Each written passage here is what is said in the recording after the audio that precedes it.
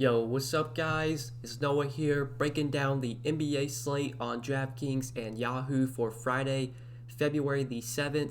We're going to cover Friday night's 8-game NBA slate, go position by position, just talk about the plays that stand out to me the most looking at this slate the night before. We will talk about some guys I like on Draftkings, and we will switch over to Yahoo, touch on some players that I'm targeting over there as well. Just before we do get started, guys, as always, I would appreciate it if you would drop a like down below. If you have not yet, make sure you do hit that subscribe button as well. I do post a lot of NBA content pretty much Monday through Friday. I'm getting out NBA videos, and I've been trying to upload more videos on the weekend as well. I do have a ton of NBA content coming out for you guys, so would appreciate if you would hit that subscribe button, click the notification bell as well, so that way you do get notified every time I upload. And if you have not yet, you can follow me on Twitter. Link down below is my Twitter account at DFS by Noah. If you want to give me a follow, I would greatly appreciate it. Also, link down below is my Patreon. If you want to check out all the exclusive content I do have to offer over there, you can check out my Patreon link down below. Get access to my article, my updated core plays. I do have a Discord chat that you can join that's available for Patreon members. So check out the Patreon. But other than that, let's go ahead and take a look at point guard for today. We'll start off at the top with James Harden, our most expensive option on the slate, $12,100 in a matchup against the Suns. So we already know, as I'm recording this Thursday night, that Russell Westbrook going to play Thursday night and then going to rest on Friday. So Westbrook's going to be out today.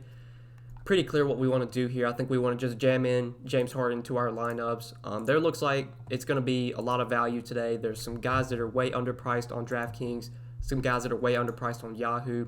With the trades that happened on Thursday as well, that gives us some value with teams missing some players. So I'm going to be looking to build around James Harden today. It's pretty clear he benefits greatly when you take Russell Westbrook off the floor.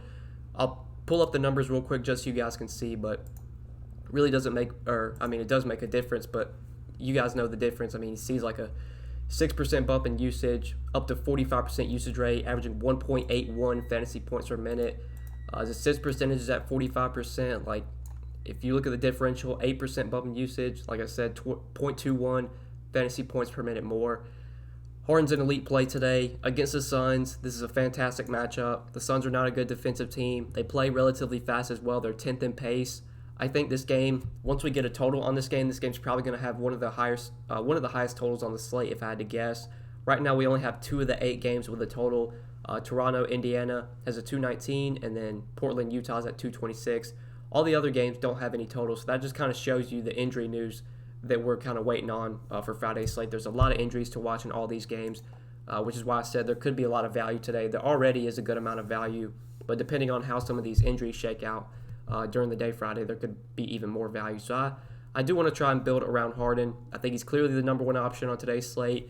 We saw a couple days ago when Westbrook was out, Harden had his typical Harden game, 79 DraftKings points, 40 minutes, 40 points, 12 assists, 9 rebounds. Like, I don't even want to say that was a good game from Harden. Like, he could have had a much better performance with Westbrook out. He just takes all the shots, has all the usage. He's going to do everything. So he's the guy I want to build around today. There are other point guards you could target, like Trae Young, I always have interest in, especially when he's like 10,100, 10,200 like he is today. I was very interested in him on the last slate. He did have a pretty good game against Minnesota. Played 37 minutes, had 64 DraftKings points. Boston, their team's definitely depleted right now in terms of injuries. Kemba Walker, Jaylen Brown, and Gordon Hayward are all questionable today. So if those guys were to sit, especially like Kemba and Brown, if those guys were to sit, this becomes a much easier matchup for Trae Young.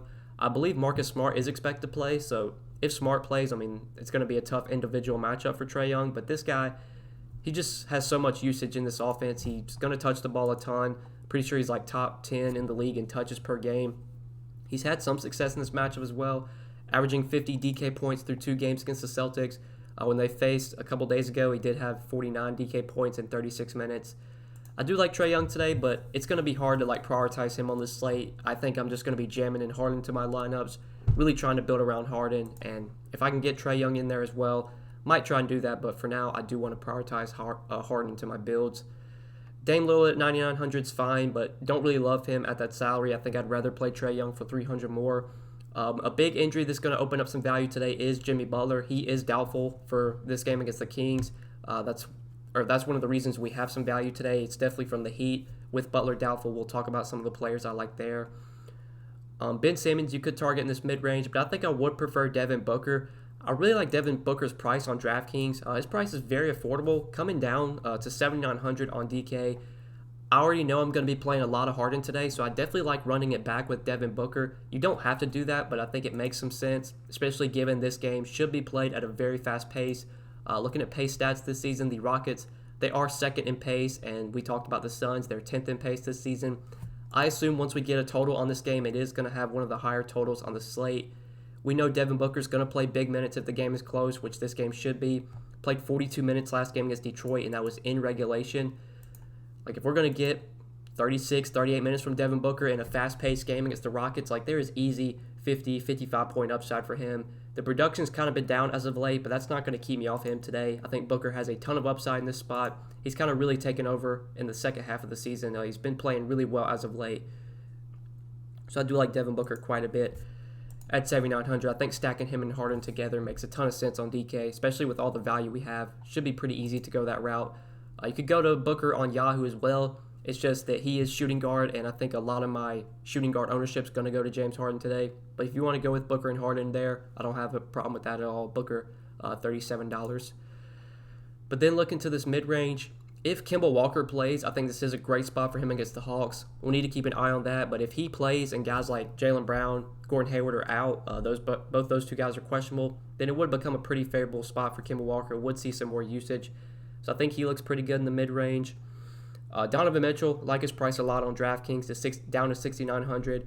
In a really good spot against Portland. Bad defensive team, a team that plays relatively fast as well. They are 11th in pace this season. Towards the bottom of the league in defensive rating. They're 26th in defensive rating. I know Mitchell's had a lot of success in this matchup. I think he's averaged like 42 DK points. He's averaged through 2 games against Portland.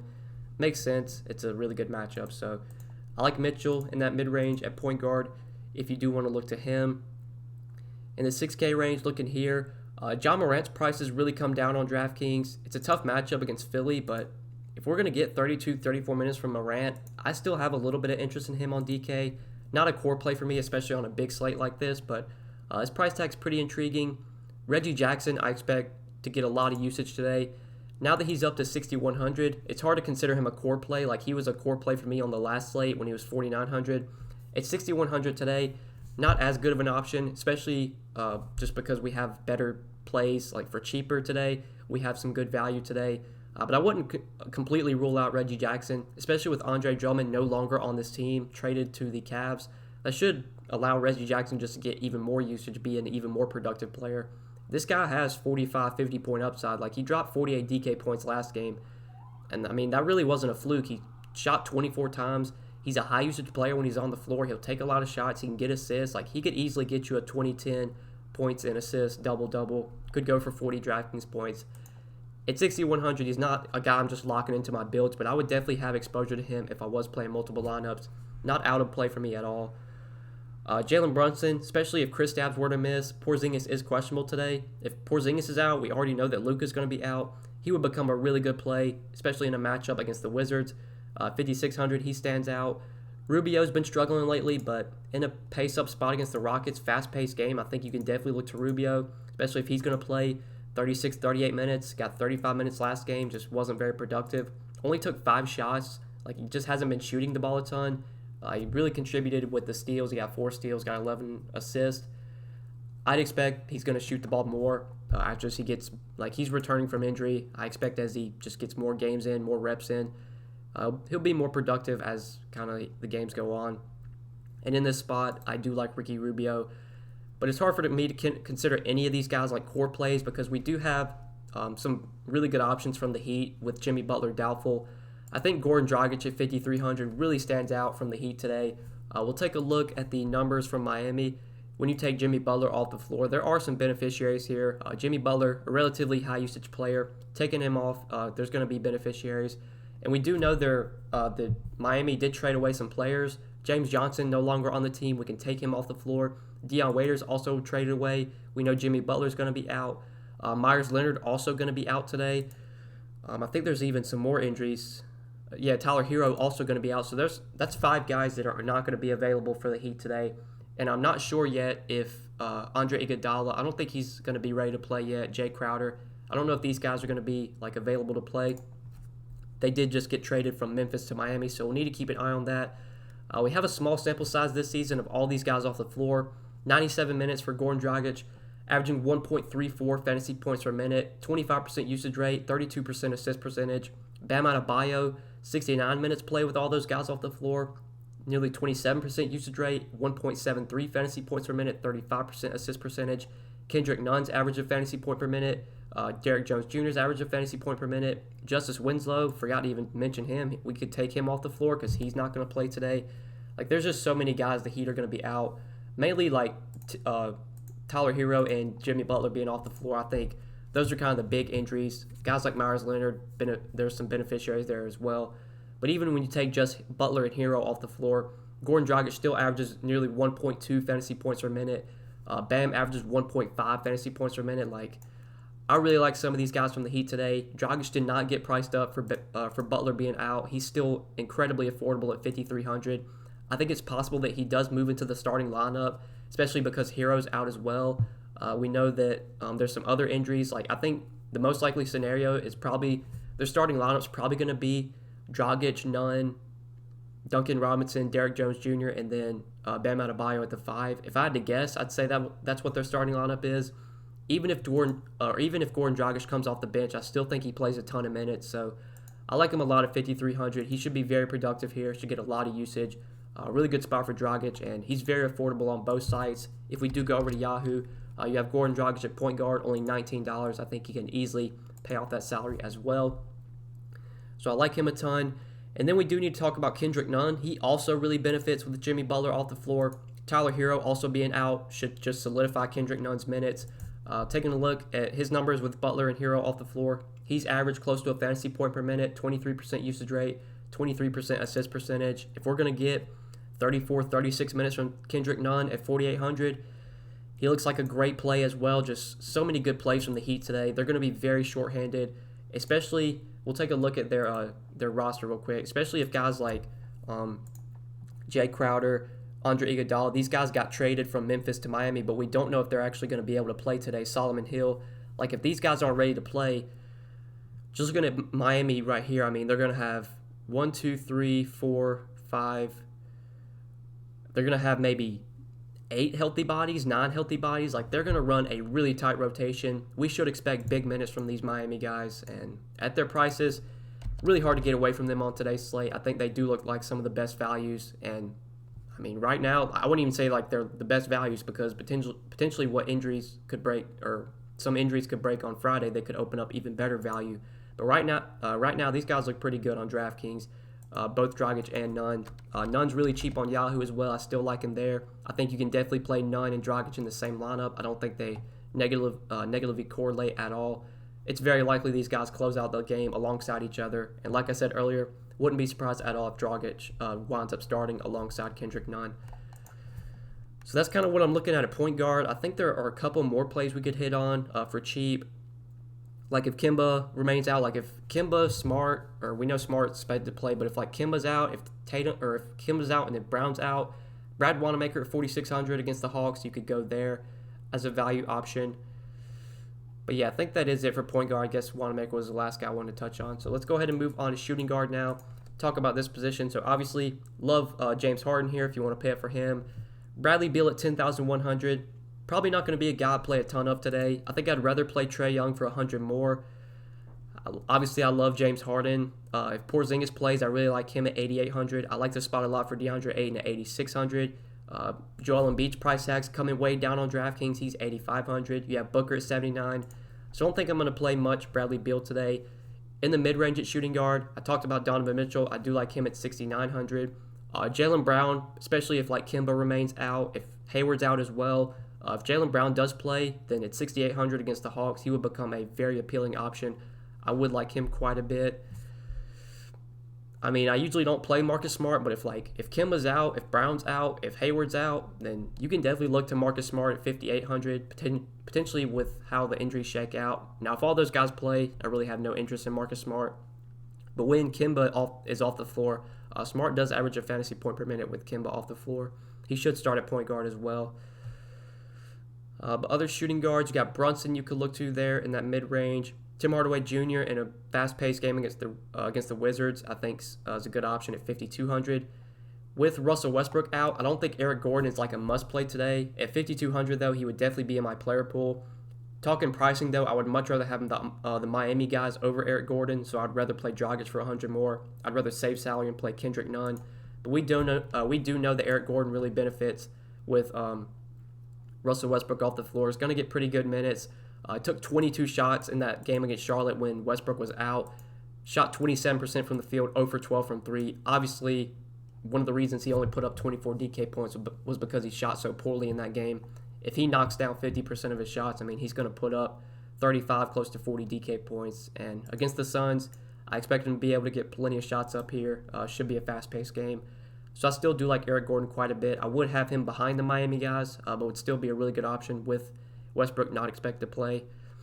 Mikal Bridges just continues to play monster minutes every night. Still cheap on DraftKings at 4,900. Like, he's getting 35 to 40 minutes right now against the Rockets. Like, I just want to get a lot of exposure to this game on both sides. I like a lot of plays from this game in general. So Mikal Bridges looks like a really good play. I think that's probably it, though, for shooting guard. You got Wanamaker you could play here potentially with how all the injuries shake out for Boston. Duncan Robinson, I guess he's fine to go to with Jimmy Butler out today. Rarely do I play Duncan Robinson, but he's going to have to play big minutes. Should be able to get more shots up today with Jimmy Butler off the floor. Tyler Hero being out as well should just solidify Robinson's minutes. So he's a fine play to go to at 4,300, but if I can find the salary, I would rather get up to guys like Dragic and Nunn. So yeah, I think that's it for shooting guard. Let's go ahead and talk about some small forward plays now. So Jason Tatum's really expensive today on DraftKings at 8,100, but if the Celtics are going to be really shorthanded, if they're going to be missing like Brown, Hayward, Kemba, if all those guys are going to be out, I mean, it's going to be the Jason Tatum show, which would make him a really good play at 8,100. This is still a guy that has monster upside. Dropped 62 DraftKings points last game against Orlando. That was with Kemba out. Brown and Hayward still played in that game. Brown and Hayward both questionable today. Like, really, this slate all comes down to what happens with Boston. Like, if all these guys are out, if Brown's out, if Hayward's out, if Tatum's out, like, there's just going to be so much value from Boston. There's going to be so many good plays from that team, especially in a really good matchup against the Hawks. Assuming all those guys play, probably won't get to Hayward at 8,100, but depending on how the injuries shake out, he could become one of the best plays on the slate. Same for a guy like Hayward. If he can play and then the other guys are out, then he would become a really good option. Kelly Oubre I like a lot in this fast-paced game against the Rockets. I think it's 6,700. He looks like a really good option in the mid-range as well. Will be interesting to see what Robert Covington does in his debut Thursday with the Rockets. He is playing Thursday. He's going to play off the bench. I don't know if he starts today or if he even plays today. Maybe they rest him. I doubt they would. But if Robert Covington starts, like if he's productive Thursday, I would expect him to be productive today, especially with Westbrook out. So maybe you could go to Robert Covington, 5,700. But I kind of want to see how he does Thursday nights. I do want to watch that game after I get done recording this video. Kind of watch Covington, see how he plays. That's going to definitely impact my interest on him for today's slate. Eric Gordon you have, though. You can play a small forward. Obviously, like him with Westbrook out. Daniel House as well you could look to with Westbrook out. Obviously, these guys get a little bit of a bump. Mikal Bridges, like I said earlier, continues to play monster minutes, so you can go there. With Jimmy Butler doubtful, Derrick Jones Jr. had a big game last game. I was very high on him last game, and he played really well. Had 47 DK points in 31 minutes.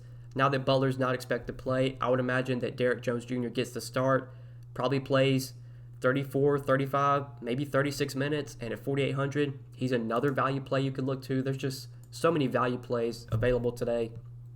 I wouldn't get keyed in on like any values. I don't think like there's any lock values.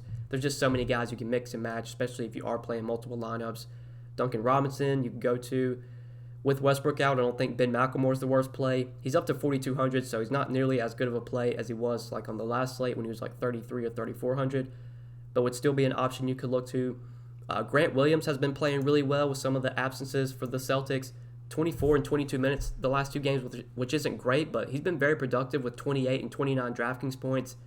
If someone like Jaylen Brown were to be out, I would expect that benefits Grant Williams. If Hayward's out as well, like Grant Williams, he could wind up being one of the best value plays on the slate, depending on how all those injuries shake out for Boston. So definitely keep an eye on that. Keep your eye on Grant Williams as a value. But yeah, let's go ahead and talk about power forward now. I think we covered all the small forwards. So moving on to power forward, looking at this position, you got Sabonis at the top for 9K against the Raptors. Don't really like Sabonis on today's slate. I love him as a player, but I don't think today is a day I want to really go out of my way to play Sabonis, especially in a matchup against the Raptors, a tough spot. I'd rather play Porzingis for cheaper, assuming Porzingis is able to play. I mean, this guy's just going to continue to put up monster games every night. Last 3 games with Luka out, he's put up 56, 59, and 60 DraftKings points, played 36, 36, and 29 minutes. We'll take a look at his numbers with Luka off the floor, but you guys know Porzingis really benefits. I mean, Luka is a very high usage player. Anytime you take a high usage player off the floor, there's going to be a lot of beneficiaries, and Porzingis is one of the main ones. Averaging 1.45 fantasy points per minute with Luka off the floor, nearly a 30% usage rate. His rebound percentage jumps up to nearly 18%. Sees a 3.5% bump in usage, 0.25 more fantasy points per minute, which is a big jump in his fantasy production. And we've seen that the last 3 games. I mean, he's just a completely different player when you take Luka off the floor. Just turns into a monster. So, especially in a matchup against the Wizards, like Porzingis, if he plays today, he is still an elite option, even at 8,800. Especially with all the value that we have, it should be pretty easy to get to him if that's the route that you want to go. So I still do like Porzingis a lot, assuming he plays today. Other power forwards, though, the guys that I haven't talked about, Jaren Jackson Jr. could be an option. I believe Jonas Valanciunas is questionable. Now, if J-Val's out, I assume Jaren Jackson Jr. starts at center, which is going to be good for his fantasy production, but he will be matched up with Joel Embiid, and we know that Embiid can draw fouls, and Jaren Jackson Jr. is one of the worst in terms of like picking up fouls. I mean, this guy will foul out in like 10 minutes, especially against Embiid, so that does worry me a bit, but he does see a good bump in his production with J-Val off the floor. If J-Val were to sit, I would like him quite a bit. Now that Andre Drummond's on the Cavs, I think we definitely need to talk about Christian Wood. DraftKings did a good job of bumping up his price. He is $6K today on DraftKings, which makes him far from a must-play by any means. But the last 2 games, even with Drummond playing, you still got 34 and 32 minutes from Christian Wood, 32 and 35 DraftKings points. I think where he remains cheap is where I really want to roster him, and that is on Yahoo. If we go over to Yahoo, look at Christian Wood over there. He's only $15 at center. I expect he's really popular on Yahoo, but it's really hard to get away from him. I don't know if they're going to start him at center. Even when Drummond has missed games lately, they've still been like starting Thon Maker at center. So maybe they do that, but I assume even if Wood comes off the bench, like he's still going to play big minutes. I know he came off the bench last game and still got 34 minutes. So I love him on today's slate. On DraftKings, I mean, he's still in play for me. Like this is a guy that's going to average probably 1.1 to 1.2 fantasy points per minute when he's on the floor, especially with Drummond off the floor. He can easily give you a double-double. He has a ton of upside. He's a great fantasy player. At 6K, he's still in play for me. I would not write him off at all, even with the increase in price. Like I would much rather play him over someone like DFS. Like give me Christian Wood over DFS all day. But other power forwards in this 5K range, nothing really stands out here. I think Daniel House you could look to with Westbrook out. PJ Tucker, even though he continues to start at center and has been productive lately, I don't want to pay $5,500 for PJ Tucker on an 8-game slate. Like there's just much better plays I'd rather go to in that price range, especially when you look at other positions, when you have guys like Dragic, Nunn, who are just much better fantasy producers and are going to get big bumps in usage. I'd much rather play those guys. I'd rather save and play someone like Derrick Jones Jr. If J-Val's out, you could play Brandon Clark at $4,900. He'd be another value play you could look to. So much value today you can target. Really, nobody stands out. Kelly Olynyk, we saw him get the start last game with Myers Leonard out. Played 22 minutes, only had 17 DK points. But while Myers Leonard remains out, especially with Jimmy Butler doubtful as well, I would expect Olynyk to be a bit more productive than he was last game. Assuming he's going to play like 25 minutes at $3,300, he'd be another punt value play you could look to. So yeah, I think we covered everything for power forward. Let's go ahead and touch on center real quick, just before we end today's video. So at the top of the center position, looking at guys I haven't already touched on, you have DeAndre Ayton at $8,600 against the Rockets.